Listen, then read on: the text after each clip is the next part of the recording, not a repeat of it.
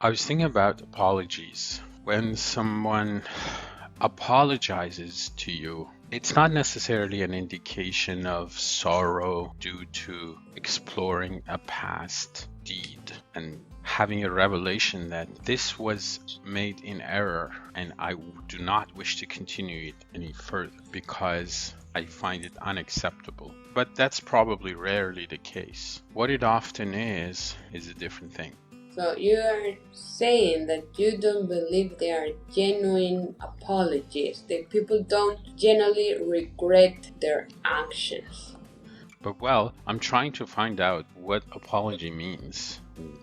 Genuinely, I think regret is rarely the case. What apologies usually are is an indication of interest to continue the relationship with the other person. So let's say person A is treated by person B in a way that he's upset by her action. And then person B and person B, notices that person A, he was upset. So she apologizes to him. She's expressing an interest to continue her relationship with him.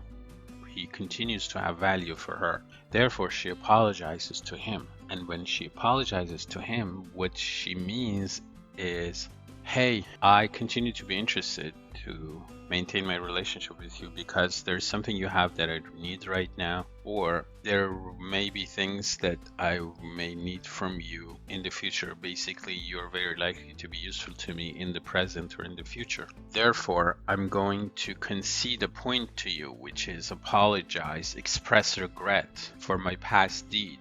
But she doesn't necessarily feel regret. I think a lot of times the person is not filled with regret, or she's not upset because she finds out that she made a mistake. She's just scared of losing him. Therefore, she concedes a point symbolically that when things develop in a way that she may not find any value in him anymore, even if he doesn't do anything complicated or upsetting to her, she may actually find an excuse to pretend being upset with him and do something to upset him back and refuse to apologize to mark the end of her interest to maintain her relationship with him. In other words, if in the future she sees that, okay, he used to be of value to me, but I don't find any value in him anymore, then she will fake a fight or an argument, and then she will say or do something to upset him, and then she will refuse to apologize because she wants to end the relationship. You're not talking about what it means to apologize. You're talking what apologize means to this person in this specific context. Yeah, so what my point is, a lot of times we just refer to all these different scenarios as apologies, but apologies are all the same on the surface, but they could mean different things. Sometimes a person apologizes because she feels regretful about what she did, or she finds out she made an error. She behaved in a way that she doesn't wish to repeat in the future in any similar way to any person. Okay, so that's one of the features, like, oh, this behavior is unacceptable regardless of the person that the behavior is exhibited towards. So that's a moment of revelation, and you could call it genuine apology in the sense that, oh, it's a universal apology. But usually apologies are tailored to specific scenarios, and usually they're not indications of regret or discovery of error. They are indications of a relationship or an interest in continued relationships. But then again, I feel it's being about, oh, okay, you explore that point, but it only seems fair that you explore other options.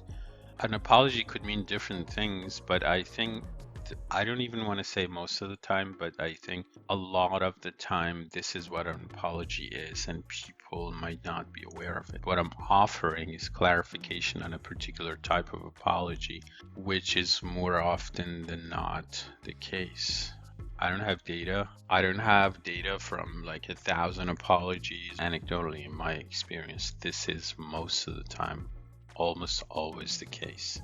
When there is no apology, but the other person feels they need to let it pass, the other person says, "Oh, I don't think I owe you an apology. I don't think I did anything wrong." The scenario in which he is upset by her, and then he may even bring it up to her that, hey, I'm upset. What was this you said or did? And then she says, I don't think I made any mistake, and I don't think I owe you an apology. I think that scenario is or can be a scenario in which she's trying to dominate him. It could be an indication of domination or abuse, in the sense that she might be initiating a new game in which she upsets him and refuses to apologize. In a way, she's trying to train him to be used, to be mistreated, and not apologize to. So she's creating a dynamic of dominance. She's trying to dominate him or abuse him. So this could be for a variety of reasons. I mean, assuming that none of them is an extreme psychopath, but they are just regular people with manipulative tendencies. I also think that any relationship of dominance is not healthy, and in a way it is pathological. So maybe, I don't know, maybe she thinks that he is submissive, and then she's trying to find out if he would submit to her. So she's testing something. Depending on how big the offense is, she could be risking losing him. It was worth the risk because she doesn't want to continue to have an equal relationship with him. She only wants a dominant relationship with him. Therefore, she's trying to move to new territory. Or she thinks that, hey, I want to dominate him, and I'm going to see if I can get away with it this one time. If it works, I will continue the behavior. If it doesn't work, then I will apologize and I will go back to equal relationship. So this will apply for any person, or only if she's the woman and she's doing that behavior? The reason I'm using he and she is because we only have two singular pronouns, he and she, in English. And if I use two he's or two she's, it would be confusing who is who. And also because I'm male, so I'm just using he as if it was about my experience, which is obviously my ideas come from my experience. But I think I can shift the scenario to in which the roles are reversed. It could be a she. So it doesn't matter. The genders here, he and she, could be reversed. It could be a she being manipulated by a he. Obviously, the scenario which I was describing was assuming that she actually did something wrong and refused to acknowledge it and apologize for it. It could be the case that he perceives that she made a mistake, and then she doesn't perceive it that way genuinely, and she refuses to apologize. Maybe he's trying to initiate a manipulative dynamic and she refuses to give in and she resists the manipulation. That could also be a scenario. So there are an endless number of, or I could say numerous scenarios, and obviously I'm just covering a few.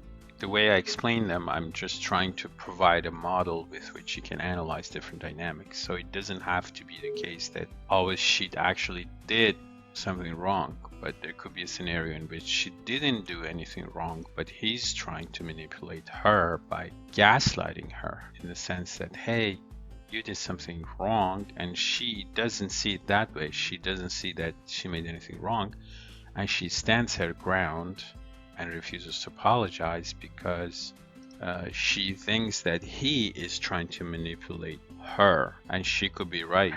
It could be the case that he's trying to change the dynamic from equal to dominating in his favor. Are there honest apologies? Are there honest apologies? Yes, there are honest apologies. An honest apology, the way I can think of it right now, is when, for whatever reason, someone demonstrates an abusive or hurtful behavior, and there can be a scenario in which she does something wrong, and then she finds out, or he brings it to her attention, that it was some wrongdoing on her part. And whether he brought it to her attention or she found out by herself, she has this moment of revelation, of discovery, that this behavior, wherever it comes from, is not something that fits the relationship. And under similar scenarios in the future, she should not exhibit that behavior. She also notices that he was upset due to that behavior.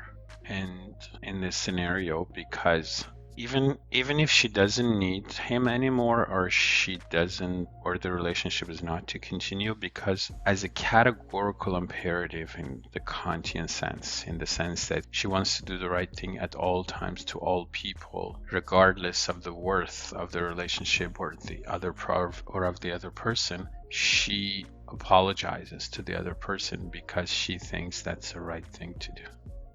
So to me, that's like a pure apology because it's detached from personal interest, perceived worth, because it's a universally appropriate apology. Maybe I'm biased because maybe my morality, subconsciously or consciously, is a Kantian one, and I think that's what a purely moral thing is. And what when you think, oh, I didn't find it offensive, although I offended you, but because I don't find it offensive, I will not. Maybe if the action was offensive, but the other person says, hey, I don't feel it offensive, or well, that was not my intention, therefore, I don't need to apologize to you.